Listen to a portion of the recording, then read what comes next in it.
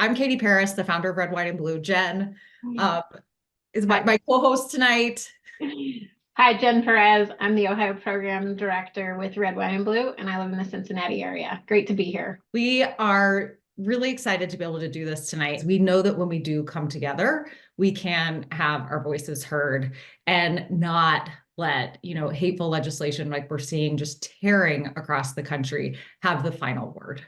And the first thing that we can do in order to do that is to be really informed about what is going on and understand, there's so much disinformation out there. There's so much hateful rhetoric. There's so many attempts to confuse and divide us, that we know that the most important thing we can do is come together and just say no thank you to those efforts to divide us and really cause a lot of harm that ultimately impacts us all.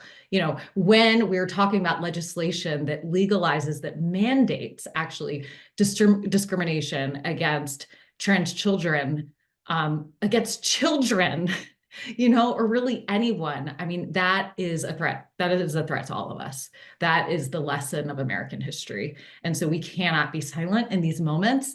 And we also can recognize that maybe we don't know all the things yet. We don't know all the things about gender affirming care or these bans that are happening when it comes to sports or bathrooms. Like, it's a lot. It's meant to be a lot. That's their plan. It's like just to overwhelm us with things that might be unfamiliar. So again, we're just going to say, no, thank you. We're smarter than that. We're going to get equipped on this. And so what I'm excited to do here tonight is that we are going to be talking about just this onslaught, this tornado of legislation that is being pushed all across the country as an attack on the transgender community, kids in particular, but throughout the community. We're going to zoom in on Ohio as a case study for how this is happening. And there's a specific reason for that. It's because the Ohio Senate could vote as soon as tomorrow on whether or not to override a veto of some really, really dangerous legislation. But the reason why we wanted to invite the entire Red, White, and Blue community to participate in this, no matter if you live in Ohio or not, is because this is happening all across the country. And so we want to have our eyes wide open about that. So we're going to learn more about that tonight. My friend, Erin Reed, who we'll introduce shortly, who's like just the expert on all this, is going to talk to us about how this is happening all across the country. And most importantly, we're going to be talking about what we all can do. And we're really powerful when we do things together. So thank you for being here tonight. If this is your first time joining a Red, Wine, and Blue event, we're so happy you're here. If you've been to like so many, you're tired of hearing my voice, I'm sorry. There should be other people talking here soon. But we hope that you feel a little bit of what keeps us all coming back, which is just that sense of community. And so just, you're welcome. Yeah, I mean, a tornado is a great word. I love that. This year it's still January, and there have been over 300 anti-trans bills introduced in over 35 states. So what's happening here in Ohio is happening in other states as well. And according to the ACLU, half of those bills restrict student or educator rights, and a lot of them also restrict health care, such as gender affirming care. So, it's very harmful. Obviously, these bills harm the trans community. But even when they don't become law, they're still harmful because it really legitimizes and amplifies the anti-trans rhetoric that's out there. So just wanted to kind of put that out there. When we talk about Ohio, again, this is happening across the country. We do expect to see more of this, especially in an election year. These extremist candidates, this is a tactic for them. So buckle up. And right here in Ohio, we had a bill late last year, HB 68, that would ban gender affirming care for trans youth in Ohio, as well as ban trans student athletes from playing. 29th, our Republican Governor Mike DeWine actually vetoed that bill.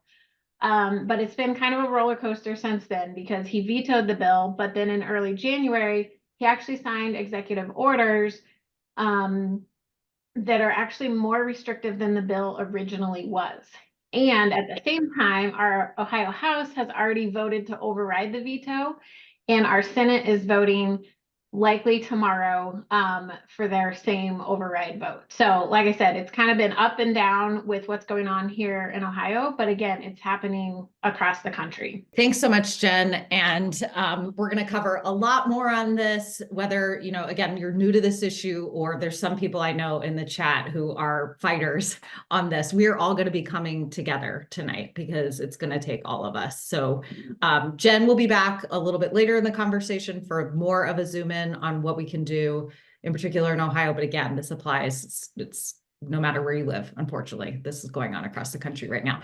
So with that, I would love to bring on my dear friend, Erin Reed, who some of you may know from her very popular Substack, Erin in the Morning. Erin, you have become like this leading national, cited all over the place voice for tracking this anti-trans legislation that's been going down state after state. But this is not the first time that you have become a well-known voice for something all across the country. When I first met you, was this like 2016-ish or something like that? 2015, 2016-ish. Yeah. And you were becoming famous at that time for being like this elections forecaster. Like, she's this predictive analytics genius, you guys. And I found her on the internet. We ended up working together because she had predicted the outcome. I believe it was the 2016 Democratic presidential primaries, like more accurately than, those like famous dudes on the internet, like, that write for fancy places like the New York Times, like, the Nates, what is it? Nate Silver, and who's the other Nate? Silver, Nate Cohn, yes. Yeah, okay. These guys who get all this credit and attention and whatever, from places like the New York Times and saying that they're the best in the business when it comes to predicting what's going to happen in the world and in politics in particular. Nope.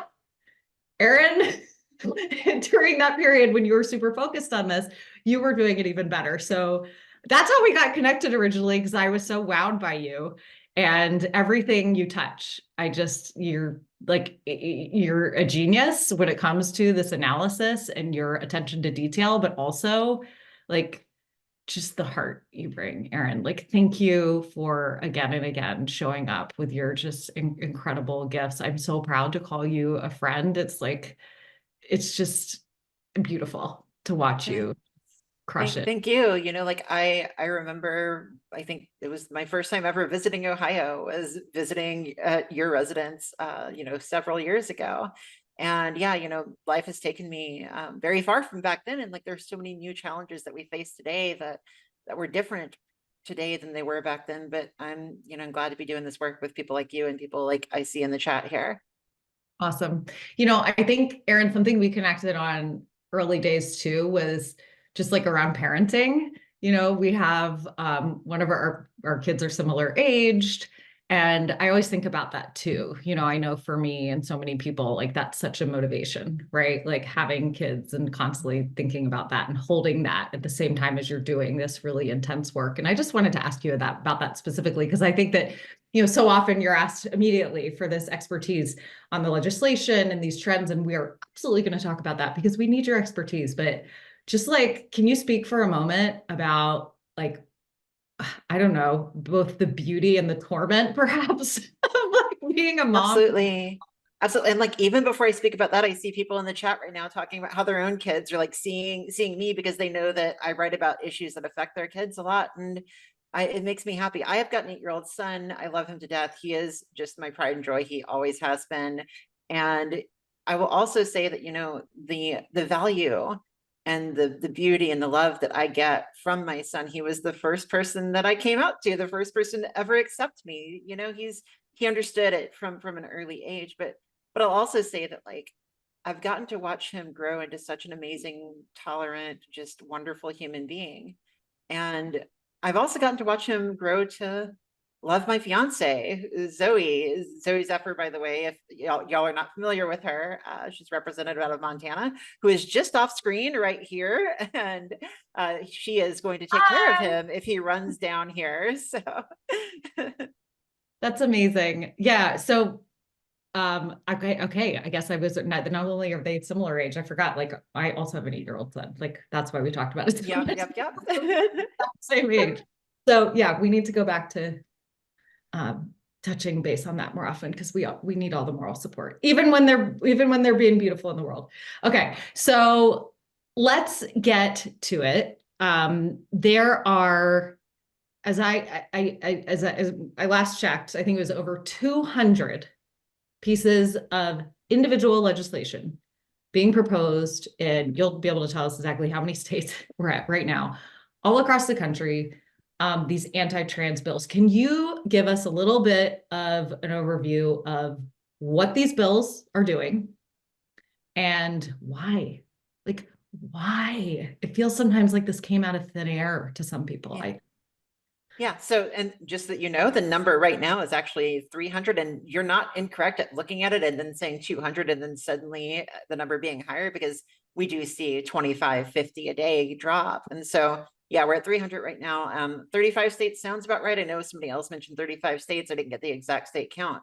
And these bills affect every single every single aspect of your life if you're a trans person. So, we see things everywhere from participation in sports to bathrooms to being able to get your driver's license updated to your birth certificates. There are some bills that ban our books and our history in schools. There are others that essentially make it so that if I am in some cases known as a performer because I speak, I'm a public speaker, and I do not match my assigned sex at birth. And therefore, in some of these states, I could get in trouble just for publicly speaking at like a library or something. And in fact, in Montana, which was one of the states that passed a drag ban, the very first person to get targeted under that ban was a transgender speaker speaking about trans history in a library in Montana.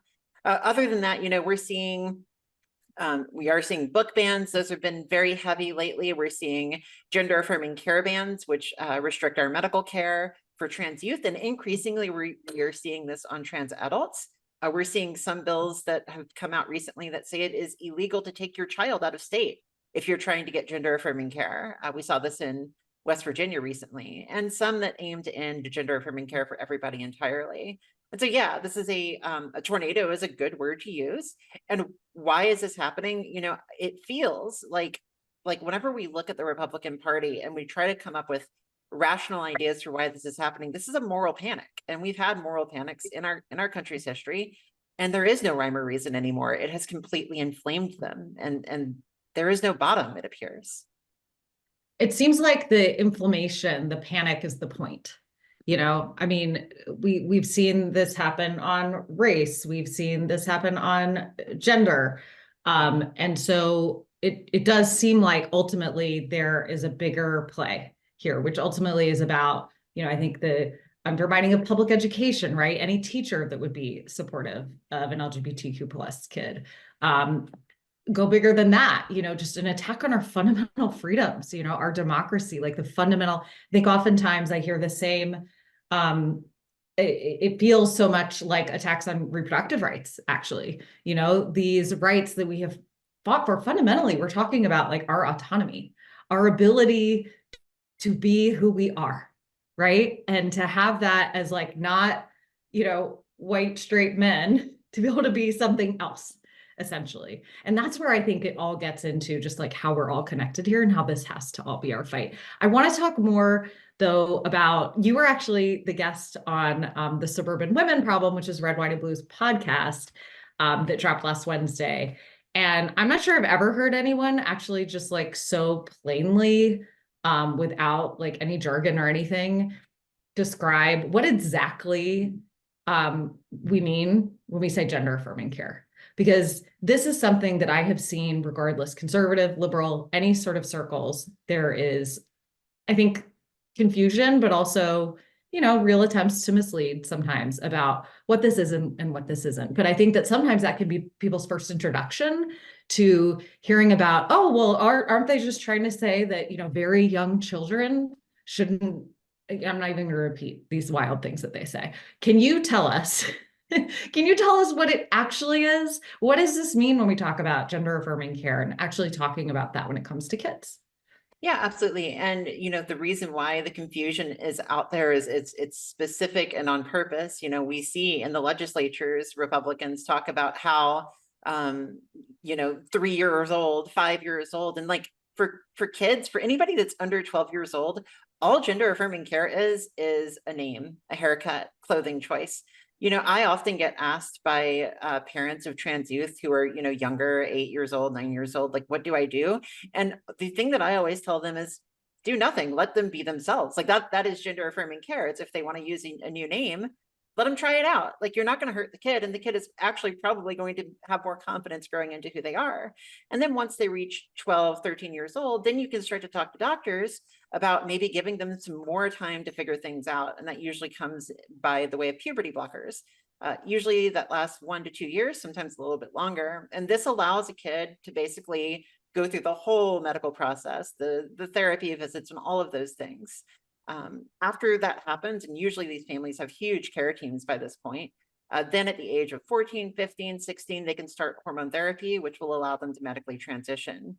And so, you know, we hear a lot about trans care for kids and what it looks like and surgeries. And these are things that almost unanimously are held off until they turn 18. The big thing is that the gender affirming care itself, the hormone therapy, the puberty blockers, if that is right for the kid, and let me be clear about this is a decision that's done with psychological teams, doctors, like people all come together for this, and they decide if this is going to work out well for the kid, then they can start it. And if they do start it, it has hugely positive effects for the ones who need it. You know, we've seen 73% reductions in suicidality, 60% reductions in depression. I watch hearings where the parents will come up and testify that my kid was depressed and suicidal, couldn't get up in the morning, was just, you know, under this pall of sadness. And then whenever they were allowed to start gender affirming care, they blossomed. They grew into the person that they meant to be. And we see the people who testify that were able to get that gender affirming care from a younger age come up to testify and say, I wouldn't be here today if it weren't for this. And I understand that. I've met these kids. I know how good it is. There are some moms sharing in the chat about how gender affirming care has been so critical, even saying it saved their children's lives. And I think that for me, you know, it just makes me think, you know, I don't have a trans kid, but I have a kid, and, you know, we live in the world and we have to make decisions about healthcare and medical needs. And the idea of anyone other than, you know, me and my spouse, my family, with consultation of doctors, not being the ones to be able to be in control of those decisions. And that's where the real discrimination comes in, because they're just saying, you know, there are some kids I know who are not trans who, for other medical reasons, for example, access puberty blockers, right? You know, and this is like a complex decision, like you said, with a whole team saying, this is what's best, just to delay the decision, give this kid some more time as they work it out. And then other kids who might need access to the same medication for different reasons, there's no issue there with that politically, right? Absolutely. And in fact, it's important to note that like the most common forms of gender affirming care are used 10 times more by cisgender people. For instance, puberty blockers, you may or may not know this, but puberty blockers are used in precocious puberty. So people who start puberty early, which is a thing, as well as people who are short of stature. Like, doctors will give it out for these reasons. And, you know, we see, for instance, chest surgery whenever you have breast implants. The vast majority of people under 18 that have any sort of chest surgery is going to be cisgender teenagers. And in fact, in Utah, they tried to pass a provision that would bar cisgender people from getting it as well. And the Republican Party in Utah said, no, we don't want to do that. Like, it's ridiculous. I'm sorry, that's so messed up. You know, I mean, this is just like, to me, that's just so revealing. Okay. All right. We are wanting to bring on Cam and Jen back from to zoom in on what's going on in Ohio, give people some very specific ways. We are going to talk more. Erin is going to stay with us, and we are going to be talking more about, you know, what are the impacts of these bans. I think we've gotten to it some with these bans on gender affirming care, something that's so misunderstood, but fundamentally comes down to allowing parents, their families, or their kids and doctors being able to make these complex, well-informed decisions about what's best for their kid and their family. We're also going to talk about the impacts of these sports bans and bathroom bans, and talk about how these don't just impact trans kids either, how ultimately they impact all kids in a way I'm concerned about as a mom, no question. And also just want to say that no matter where you live, people have been dropping the link. Thank you so much to everyone on our team who's been doing that, but just sharing the link to Erin's Substack. She has this amazing map where you can see like where legislation is progressing, like a threat map, really find out where all these bills are happening. It is a frightening reminder of how prevalent this is. It really reveals how this is a well-funded, well-orchestrated political strategy. Let's see through it. Let's name it for what it is, and own our power as the majority in standing up against this kind of discrimination. But okay, so just want to make sure that people, because no matter where you live, something's happening. And so it's so important to get informed, and just like an amazing way to be able to stay informed is by hanging out with Erin on the internet. So, all right, Erin, we're going to drop out for a minute. We're going to come back later.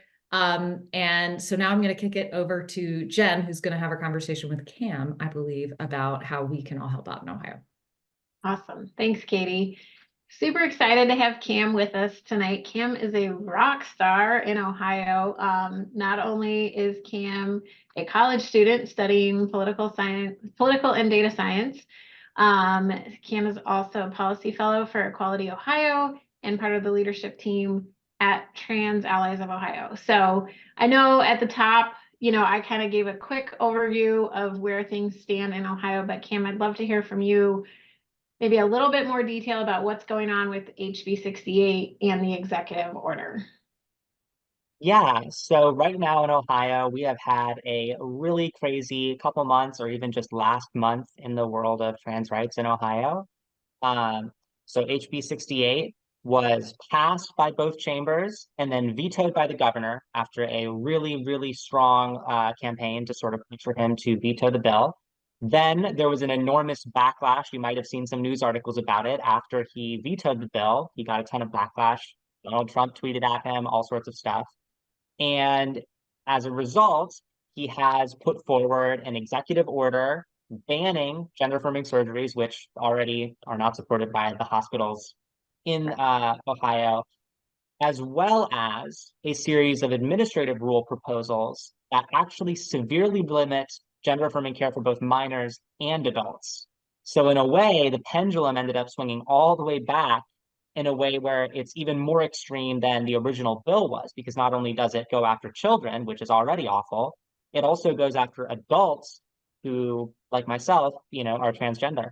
So yeah, things have gotten really crazy really fast here in Ohio, and it's a lot to make sense of. Yeah, and so, okay, so we know that the Ohio House has already voted to override that veto that you talked about, and the Ohio Senate will be voting tomorrow as well. Is there a potential future where both HB 68 and these executive order rules are in place? So it's kind of like a double whammy here. Absolutely, yes. So there's a future world where the HB 68 passes the Senate votes to override the governor's veto and puts HB 68 into law, and the governor's proposed rules go into enforcement, via agency rules and regulations, and gender affirming care is both banned for minors outright with no exceptions whatsoever, and severely restricted for adults. And I will just say here on a personal note, for me, I found out that the clinic that I go to for HRT for medications to transition would not be able to provide those services. So I'm actually currently looking for care out of state right now, just in case. So this is a very real, very serious situation. We're really looking at that possibility. Yeah, that is very serious. So what can we do? I mean, like we said, that's a very serious possibility. I know there has been a strong campaign, like you said, to encourage DeWine to do that veto. And, we've had individuals from across the state testify, but what can we do today on January 23rd to try to prevent this all from happening? Yeah, exactly. So I told you guys what that darkest future could possibly be, but that's why you're all here, right? And I'm really glad to see so many different people, stepping up. The biggest thing that we really want to do right now is tonight, leave a message for your senator, if that's possible, so that they wake up in the morning and they see some messages from red, wine, and blue folks all over the state, asking them not to override the governor's veto. And, looking out past just what we're doing tonight, I saw in the chat, and if maybe it needs to get reposted, there is a folder full of resources for how to help fight back against the administrative rules that were proposed by Governor DeWine. One of the reasons that, and I hesitate to use this word, but one of the reasons I dare to be optimistic about the administrative rules is because DeWine listened to the outcry in support of trans people once already when he vetoed the bill, right? When he vetoed HB 68. And it's not out of the question that these rules could be rescinded or significantly amended so that they no longer ban my gender affirming care, right? And so there's some resources on how best to get involved in the links provided in the chat. And I just want to go over those resources for a second there. So if you look at the graphics folder in the Google folder full of resources, you can see some different graphics that you can post on your social medias that you can print out and put different places that will guide people through, explain what the administrative rules are, and show people how to submit comments in opposition to them. There are also some materials there that guide people to the Trans Ohio Emergency Fund, which helps us raise money for the trans youth and their families that might have to leave should gender affirming care be banned, and it will help transgender adults access gender affirming care outside of the state if our care is banned, functioning much like an abortion fund, right? And as well as in those resources is all of our press statements that both Trans Allies of Ohio and Trans Ohio have submitted, so that if you want to understand exactly what's going on in more detail, those press statements will give you a really good summary of exactly what the rules are. Great. And I saw a great question in the comments, as far as reaching out to the Ohio senators and submitting comments on the rules, that's really for our Ohio residents on the call. But what about people outside of Ohio? What else can they do to help with the situation here in Ohio? How can they help with the situation in Ohio specifically? Well, obviously, it's really helpful to help us build up our emergency fund so that if people do need to move, if they do need to access medications out of state, it can help with travel and other sorts of things like that, as well as helping put pressure on organizations that have power in Ohio, such as organizations that haven't yet signed on to our Ohio is Home campaign. Because what we're really trying to do is have a coalition of not just people in Ohio, but also business leaders and businesses that have a lot of influence in Ohio that are willing to stand up for the LGBT community here to make sure that Ohio is an accepting place for everyone. Yeah. Yeah, and thanks, Drew, for sharing these links. I know we were dropping them in the chat as well, but there's QR codes here too, to related to some of these actions that Cam was just talking about, that people can really help us here in Ohio. Anything else, Cam, that you wanted to cover that we didn't touch on? No, I think that just about does it. That's the 10,000 feet up view of what's going on in Ohio right now.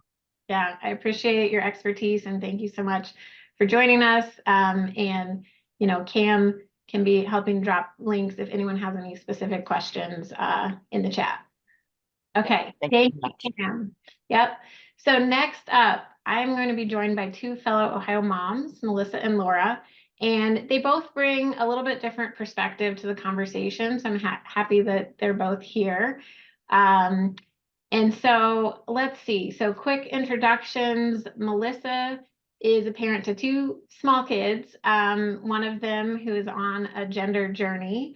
And Laura actually is a former Red, White, and Blue organizer. So welcome back, Laura, and a parent to two transgender young adults. So I want to start with Melissa, and I know that you've testified at the State House and been very active in this space, but I really want to just start with talking a little bit about how some of these policies have impacted your family. Thanks so much for having me here. The impact has been hard. We are tired. We are tired of having to defend our child's humanity and children like my child's humanity. It is ridiculous the amount of last minute shifting we've had to do in order to be at the State House or at the school board or wherever we need to be. And thank God I have a job that's flexible, that I can do that. But it's really taken a toll on us financially, emotionally, physically, because we're up all night trying to write testimony for these deadlines that we're given. And it's just a real struggle to stay grounded and positive. And I'm so grateful that we have so many amazing organizations here in the state of Ohio that will support our young people.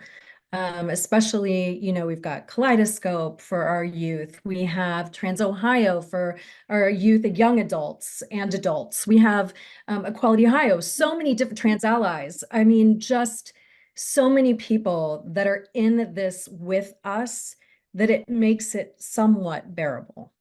Mm-hmm. Yeah, it's just heartbreaking to hear these stories and think about what families like yours have to go through. Well, and unfortunately, it won't just be families like mine.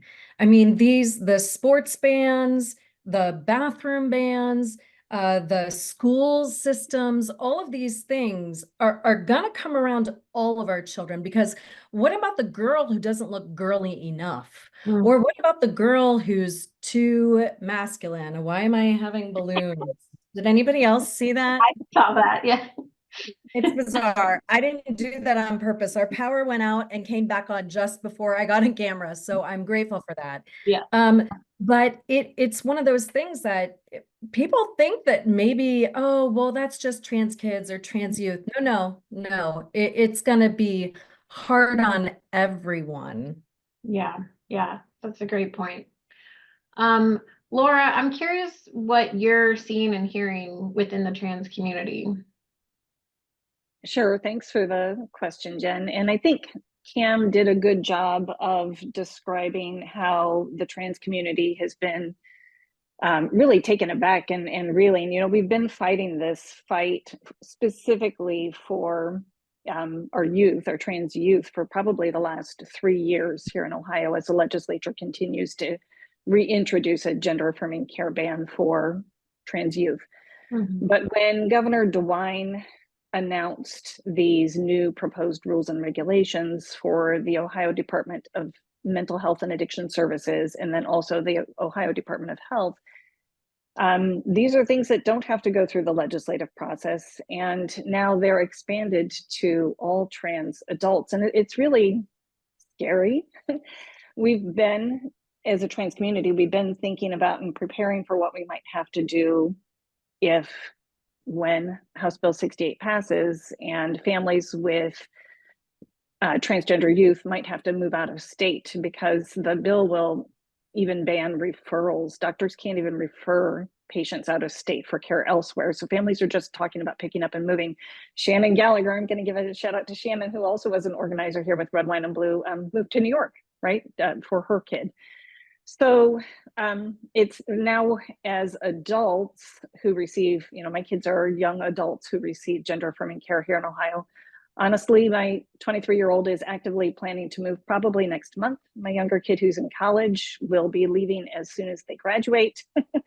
It's just scary, because Ohio's telling us they don't want transgender people here, and they're going to keep passing these harmful restrictive bills or regulations or whatever it is, as they keep ratcheting up and taking away rights. It's really scary.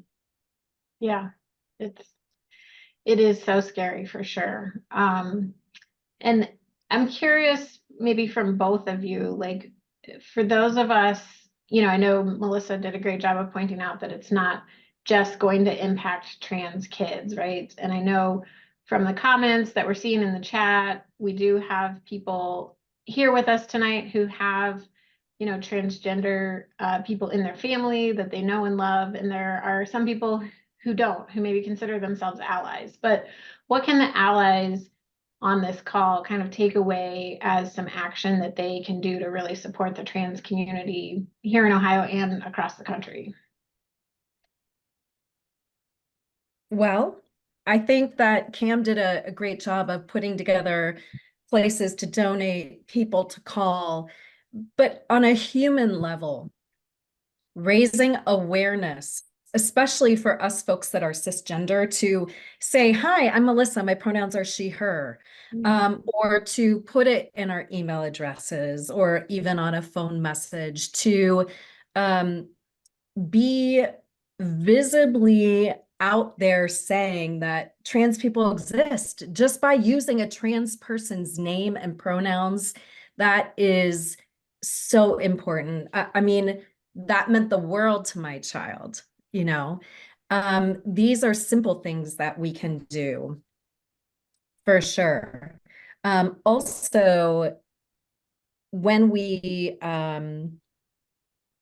normalize these pronouns and conversations, the next kind of level thing that we can do is to also use gender neutral speech. So instead of coming onto the internet and being like, hey guys, or, you know, hey gals, what if we just said like, hey people, hey folks, you know, if we can do these types of things that seem so little, they really are meaningful. Mm-hmm. That's great. Sure, and I can just add, and thank you for that, Melissa. We know from history, right, Laura? Oh, I'm sorry, can you hear me? I can hear you. Okay, yeah, okay. We know from history that, you know, there was much greater acceptance of folks who identified as LGB once there were more people in our lives that we understood it impacted them, right? So just normalizing these conversations around transgender people also, I think, will help bring greater societal acceptance, to Melissa's point. And then the calls to action, I think that Drew shared earlier, specifically, there is an open comment period right now, a public comment period. And I think Red, White, and Blue has some easy action sort of fill in action items that all of our allies here on the call tonight can do to send a message to the Ohio Department of Health, explaining why these proposed rules that will impact specifically adult trans healthcare in Ohio are harmful and dangerous, and please do not enact those rules would be awesome. So, and again, just to reiterate what Kim has already said, that Trans Ohio at transohio.org is raising emergency funds to help families move out of state if they have to. If you're a family that needs that assistance, you can also apply for financial support to move out of state, or even just for adults who have to go out of state to get healthcare. Great. Yeah. Thank you so much. And I would just add, you know, from my personal experience of embracing using pronouns to help normalize it, I just want to encourage maybe people who haven't started doing this yet. It really is a journey, and you're not going to get it right 100% of the time. But you know, every little bit can help. And so, you know, I'm reflecting on when I introduced myself at the beginning of this call, and I don't think I shared my pronouns, even though it's a practice that I'm working on. So just wanted to share that story as well. Thank you so much, Laura and Melissa, for being here with us tonight and sharing your perspectives. I am going to turn it back over to Katie and Erin now. Thank you so much to Melissa and Laura and to Jen. Y'all, these moms should not have to do this. Your kids shouldn't have to do this. You shouldn't have to do this. But here we are. And so I guess what I just want to say is that you don't have to do it alone, you know, and I'm so glad, Melissa, you felt that support from other folks in Ohio. And I hope that, you know, even more of us can start having your back. You know, maybe many of us already have, some new folks too. We always need more. But I just think, you know, just listening to you all as a mom, you shouldn't have to do this, you know? And so it just makes me so desperately want you to feel that support and your kids to feel that support. And I know I don't see how any parent, you know, or any aunt or sister or whatever, you know, could have heard you guys speak and not feel that way. So just thank you. And please know that we have heard you. Erin, I wanted for us to continue our conversation about this legislation and you did such a good job, I think, helping us understand with the bans on gender affirming care, how disruptive that is of a child's life, of a family's life who's trying to navigate complicated personal territory with a lot of support. We also have a lot of this legislation. We talked about banning books a little bit. You touched on that. We're also seeing a lot of this legislation of trying to ban trans girls from being able to, you know, take part on the sports team where they, you know, feel like they can fit in. And of course, banning them also from being able to go to the bathroom where they feel comfortable. What ultimately is the impact?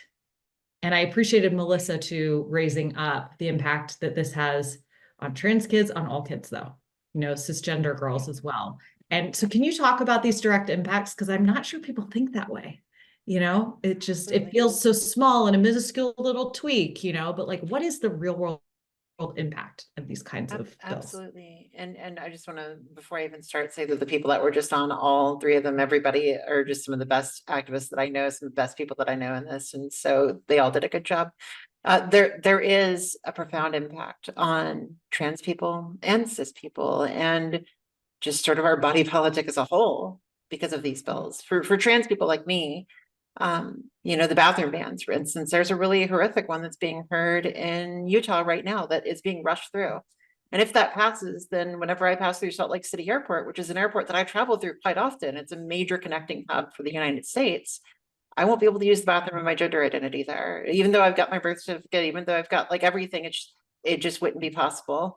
And so, that has an impact. We see bathroom bans in schools lead to UTIs, lead to people holding it in the laws where they've been challenged in court. This is what happens. The gender affirming care bans. I mean, can you imagine being a young trans girl who's been on gender affirming care, you've been yourself for 15 years, and all of a sudden they take your care away and make you grow a beard? Like, it's terrifying. It's traumatizing for these kids.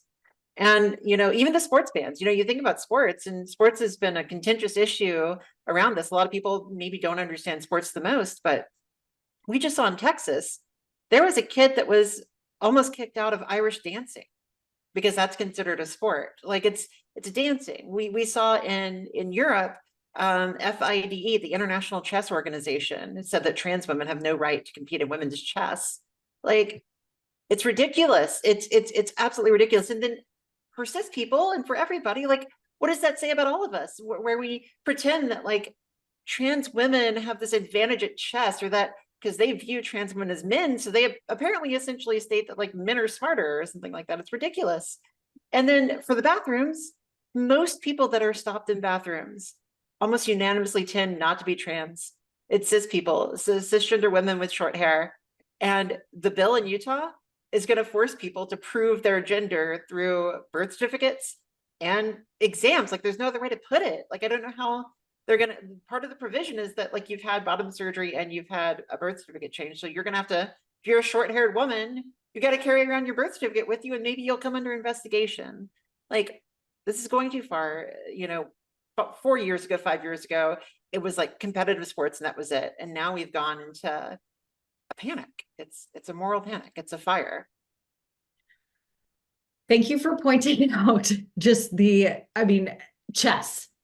It's just like that's when you see just how far this has gone, how ridiculous it truly is.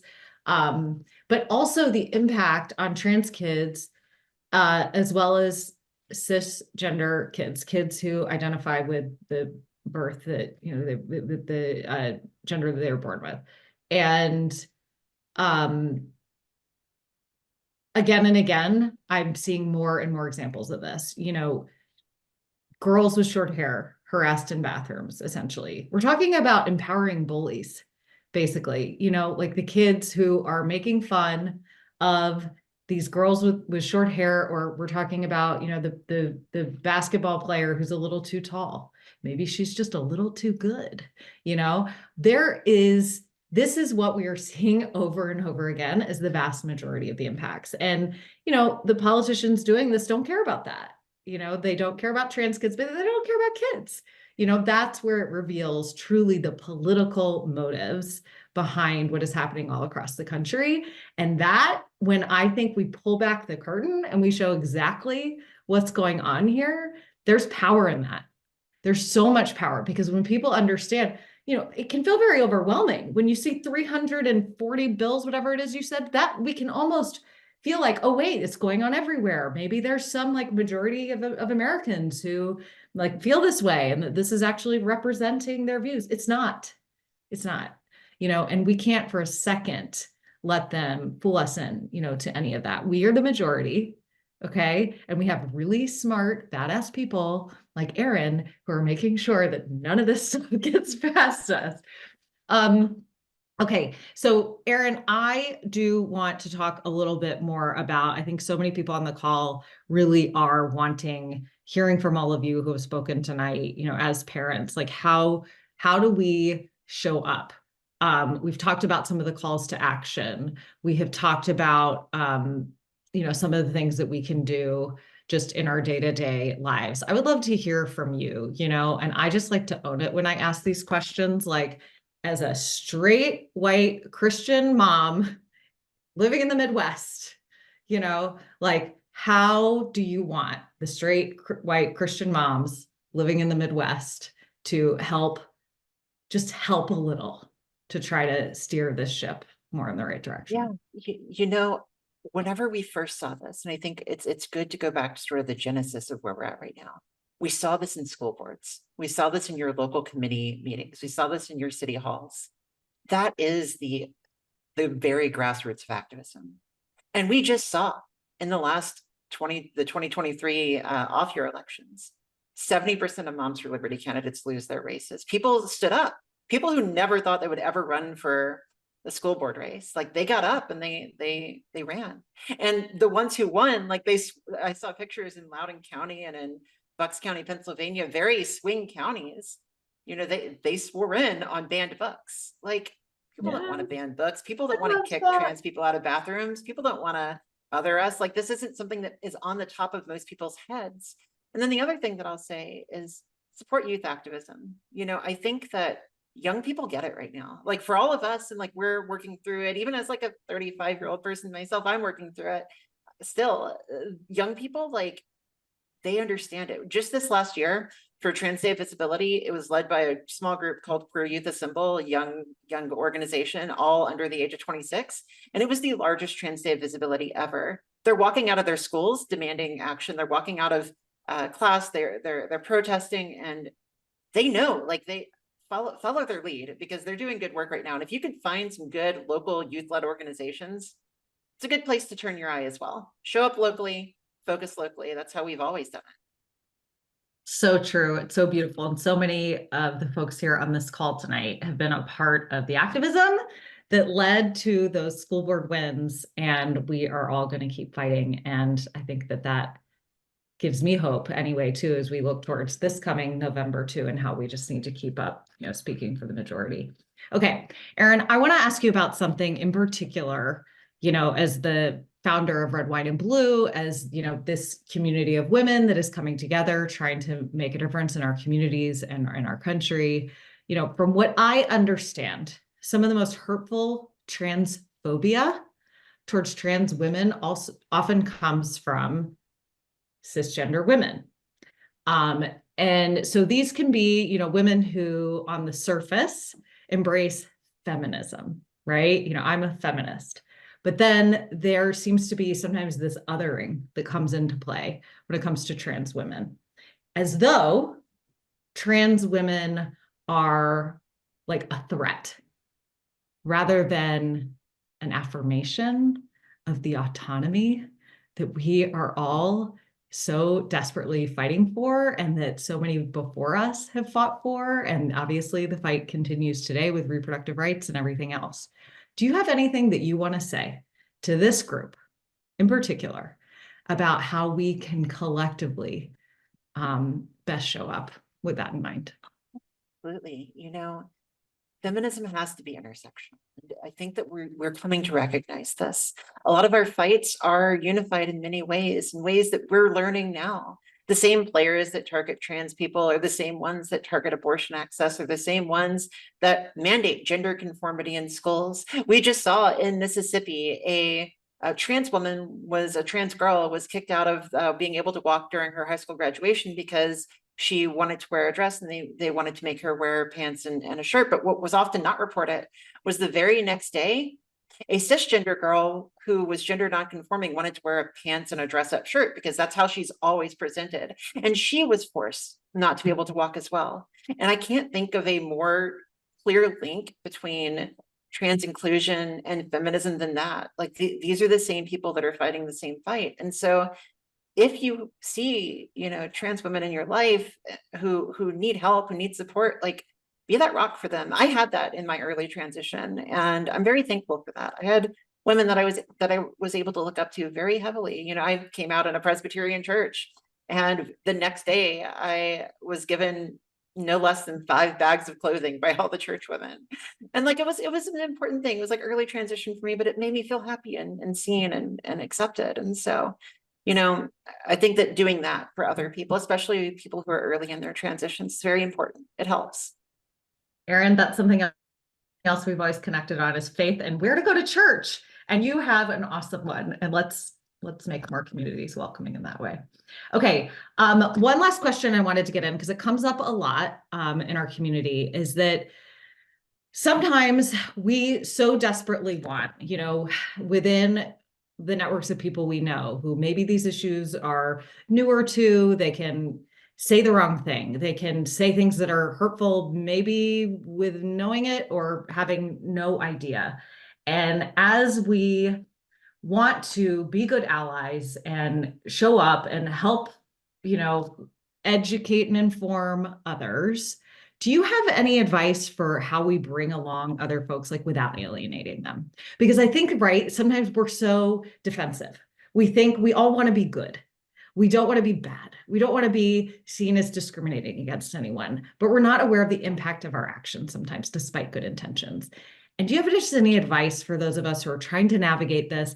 Widen the tent of people who can be with us, who might want to be. They want to be, but you get what I'm saying right along the way. No, absolutely. I think that one of the biggest things about trans people that you will get to know as you get to know us and as you meet more of them and as you can introduce people to widen that tent to other people is that we are so much more than our gender identity. We bring so much to the table. And I think that seeing us as whole people and talking about us or to us as whole people, I know trans video game designers that have made blockbuster video games. I know trans actors and trans voice actors and trans writers who write amazing works of fiction, artists, people who are out there doing the work in state houses across the country who are also trans. Like people, we bring so much more than just our gender identity to the table. And if you have the chance to include a trans person in your day-to-day life, don't do it because they're trans. Do it for all of the amazing things that they bring to the table. I think that you'll find that it's easier when you do that. That's beautiful. I mean, we can't like truly be whole, right? If we're not like seeking the wholeness of others. Absolutely. Erin, I love you. Thank you for doing this tonight in the midst of everything that you're covering. Just it's constantly exploding everywhere. I'm in awe of all that you do and just grateful. I love seeing your following grow and grow and grow because it's not a passive thing. Like you are giving people such clear ways to take action and engage in this. And I think we are all more whole when we participate in that and do that together. So thank you so much for joining us tonight. Thank you to everyone for joining us tonight. I think that ultimately for me, what's so powerful about confronting these issues and seeking ways to take action is that ultimately trans people show us that freedom is possible. Okay, like it is a radical just affirmation of our freedom, of our autonomy, of who we are. And I think that that's something, isn't that all just what we're trying to do? Right? So like, let's hold each other in that. Let's support each other in that. Let's see our mutual humanity in that. And let's kick some butt out there. So take these actions. Let's stand up for the majority. Thank you to all of our speakers for joining us tonight and everyone on this call. It's given me, this has been, a generative, like affirming conversation for sure in so many ways. And I hope those of you who are on the front lines fighting feel that support. We've got you and we're going to do more. Thank you all. Thank you so much for having me.